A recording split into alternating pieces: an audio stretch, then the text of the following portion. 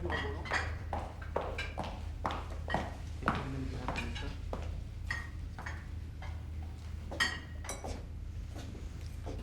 Entschuldigung, ich bin eingeschlafen. Haben Sie sich etwas ausgeruht, Kind? Nehmen Sie den Stenoblock.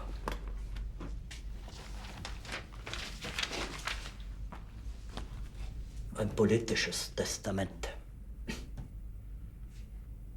Seit ich 1914 als Freiwilliger meine bescheidenen Kräfte im ersten dem Reich aufgezwungenen Weltkrieg einsetzte, sind nunmehr über 30 Jahre vergangen.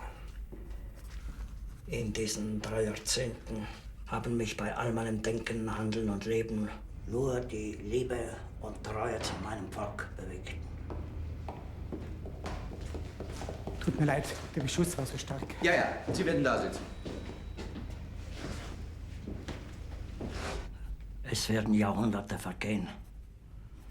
Aber aus den Ruinen unserer Städte und Kunstdenkmäler wird sich der Hass auf das letzten Endes verantwortliche Volk immer wieder erneuern, dem wir das alles zu verdanken haben, dem internationalen Judentum und seinen Helfern.